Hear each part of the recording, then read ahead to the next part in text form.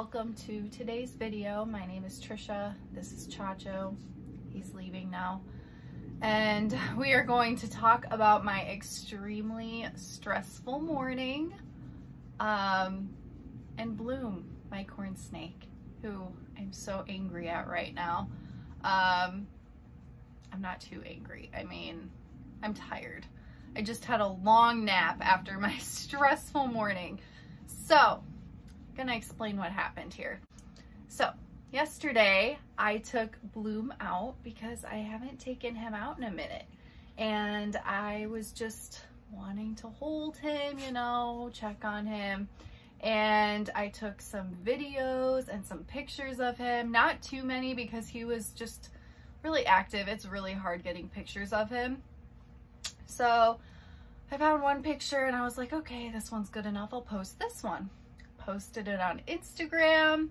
Go to check my Instagram a couple hours later and someone commented and was like, your corn snake's mouth is open. Does he have a respiratory infection? And I was like, automatically just like stress. I'm like, are you kidding me? But the thing is, his mouth wasn't open. So I was like, no, his mouth isn't open. But the thing is, it did slightly look open. It was a little bit dark on one side of his mouth. And in the photo, it made it kind of seem like his mouth was like slightly ajar. And it was weird. So I went back and was looking at the video I took of him because luckily I hadn't deleted it and it was still on my phone. And that's when I noticed the other side of his mouth in comparison to the side where it was a little bit dark. It looked completely normal. It was like seamless, like it looked perfect. And so I was like, what is going on with the other side of his mouth? And I was like, automatically like, what is that? Is it mouth rot? I've never dealt with mouth rot. I don't know like anything about it. People have asked me to make a video on mouth rot for snakes and lizards, and I have never done it because I don't know anything about it and I've never dealt with it. So I was frantically like looking all of this up. I'm like, okay, well, it could just be dirt on his mouth, which is weird. I don't know. I was just thinking it was weird. And then I was about to go to sleep last night and I could not stop thinking about it. If there's ever like something slightly off with an animal of mine, it prevents me from sleeping and I will think about that all night and just have pure anxiety. So I was about to go to sleep all tucked in and I decided to go on YouTube and look up some videos on mouth rot. And in one video that I watched, they were like, okay, so if your snake has a slightly opened mouth on one side, which is that's a very specific thing to say. But they said if you notice that, it could either be a sign of mouth rot or it's about to turn into mouth rot. It can be a little bit of like swelling or inflammation of the tissue, some type of injury. And that is why the mouth is open partially on one side. And what happens is if the enclosure is dirty or whatever the case is, if it's basically like any other cut or wound, if it's not being kept clean and it's being exposed to other gross things and bacteria that can get into it, it can cause an infection. So, and that's mouth rot. So I came to the conclusion last night, I was like, okay, well, his mouth does seem slightly open and it looked like there was a little bit of dirt. So, and that's the other thing, if there's a little bit of an opening, dirt can get in. So I came to the conclusion last night as I'm about to go to sleep, that is 1000% what's going on here with Bloom. And I'm gonna have to figure out how to fix this. If it gets really bad, obviously you need to see a vet if there's any like necrotic tissue or anything. But the thing is, it didn't seem like it was something that was that crazy bad. It just seemed like there was a little bit of dirt and possibly a little bit of swelling from some type of injury. I did feed him his first live mouse a couple weeks ago. So I was like, maybe the mouse got him. Like maybe it bit his mouth or scratched him or something. And the only reason I did that was because Chaos, my picky ball python, didn't eat either of his mice. I usually get him 2 small mice. Didn't eat them. So I gave one to Bowie, and then Bloom was really hungry. So I was like, you know what? I'm going to give one to Bloom too. And then I'm thinking, okay, maybe he got an injury from that, and that's why all of this is happening, and he has a little bit of dirt getting in there because maybe it's a little swollen or something. So I just had a lot going on in my mind before I went to sleep. So I wake up literally at 6 in the morning. Normally I don't wake up that early. I usually wake up around like 7. I would like to sleep in more, but my body just doesn't let me, which is really annoying. So I literally get up at 6. I'm just like thinking about what I need to do. And I learned that when you're dealing with like an early case of potential mouth rot, what you need to do is basically clean out the entire enclosure. You want to keep them on paper towels. You don't want them to be exposed to anything dirty whatsoever. You want to keep it as sanitary as possible. And Bloom's enclosure was messy. It was not looking too good. There was snake shed all over because he had it like come off in little pieces, and there's poop. And like the thing is, corn snake poop compared to like any other type of snake, it's weird and it's different. And he has a dry environment, so his poop gets like crusty and dusty, and then it's just like in the substrate, which is pretty gross. So the whole thing needed to get cleaned out no matter what. Like, it was time. So I took Bloom, I put him in a separate tank. I was gonna start treating his mouth.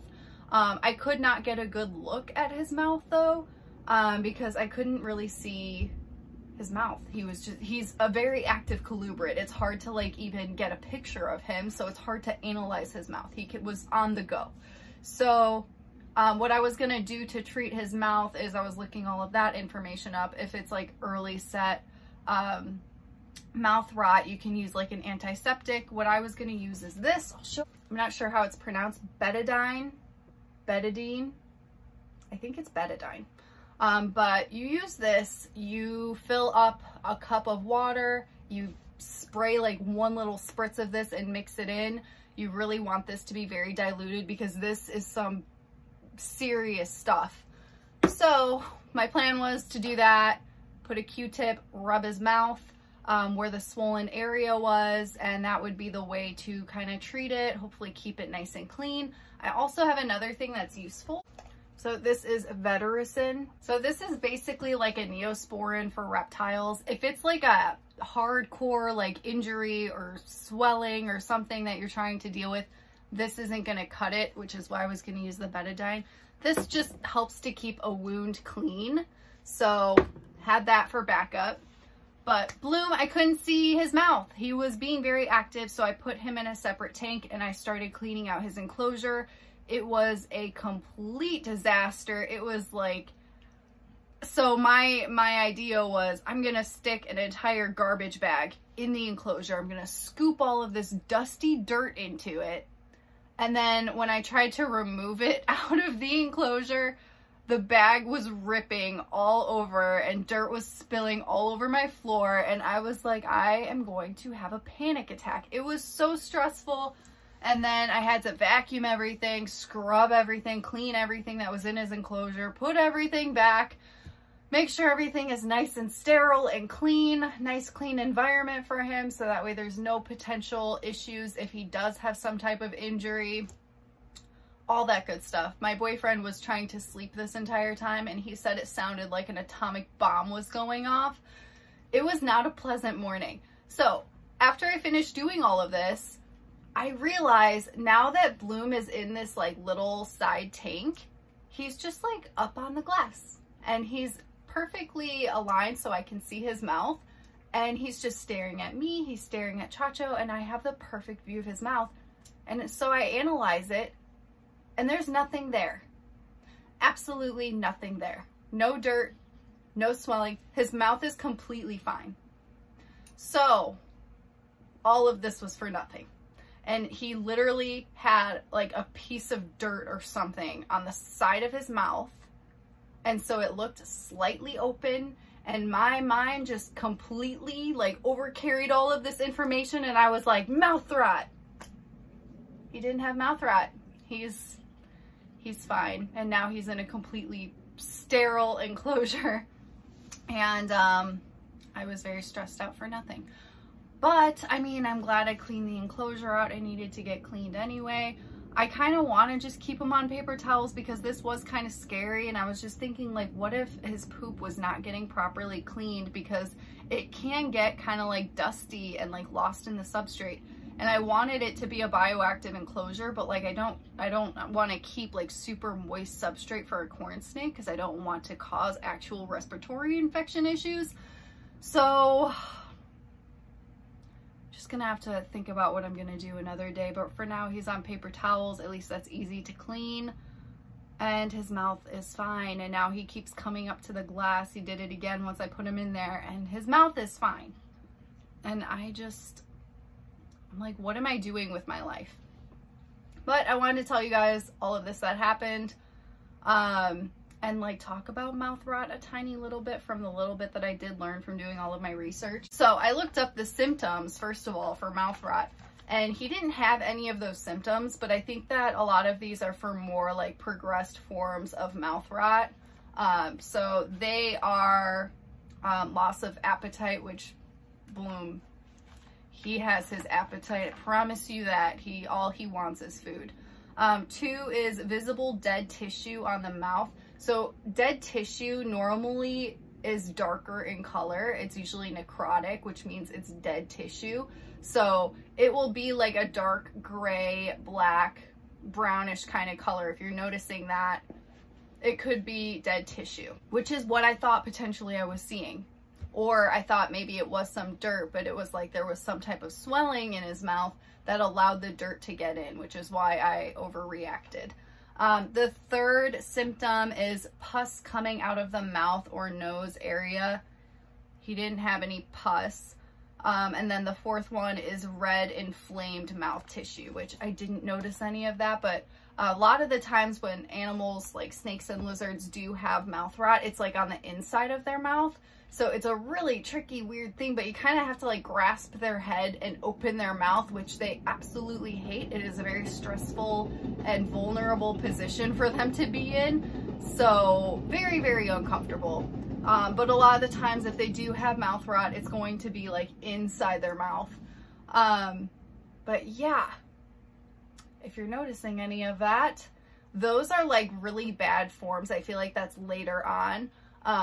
I thought that whatever I found with Bloom was like early set. Maybe it would be something I could correct on my own before seeking medical attention from a veterinarian. But if you're noticing any of those symptoms that I just listed, I would see a vet immediately because those are pretty serious. You want to make sure that that's getting checked out.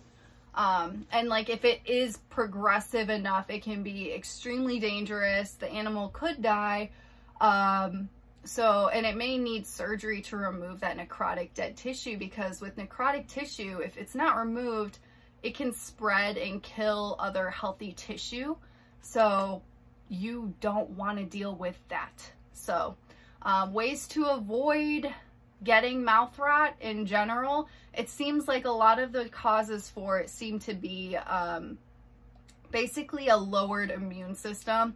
And things that can cause the lowered immune system, a lot of the time, it can be stress, it can be improper husbandry, it can be a dirty enclosure, it can be wrong temperature, wrong humidity. All of those things can lower the immune system of your snake. And it seems like, from what I gathered, that there has to be some type of injury along the mouth, and then with the stress on top of that, or the dirty environment causing an infection, is where the mouth rot really, really seems to progress. So that's the information that I gathered. I'm not an expert, I'm not a vet, I'm just literally talking about what I researched from last night, because I panicked and thought that my snake possibly had it, and I'm not familiar with it because I've never dealt with it before. So I wanted to just share this information because it was something new for me to learn too, and so I might as well share it with you guys as well. You guys may know more about it than I do, because this was just a full-on new stressful experience for my day. But the good news is everything is fine. Bloom is chilling. Thank God it was just dirt. Honestly, Like, as stressful as that was, I'm so relieved that he doesn't have anything like that and his mouth is fine. And I just feel dumb because I literally just saw some dirt and was like, mouth rot. My life. So yeah, that's today's video. This is my mistake for the day. I hope that this was entertaining for you guys, all the stress I had to go through. Maybe you learned something new about mouth rot. I hope that none of you guys ever have to go through this or experience mouth rot with any of your reptiles. And if you do, I really hope you the best. And definitely see a vet. Just, yeah. And if you see some dirt on your snake, I mean, the thing is, it's best not to just ignore something. If you do see something off, I am glad that, like, I saw something and I was, like, investigating it. Rather than, like, blow it off and be like, oh, it's just dirt. And then what if it wasn't just dirt and there was, like, a swollen mouth and it was becoming infected and all of this gross stuff was happening? Like, I'm glad that I overreacted. But I'm also tired. So I hope that you guys have a good day today. Thank you for watching me rant and talk about my dumb mistake about dirt on a mouth. I will see you guys in the next one.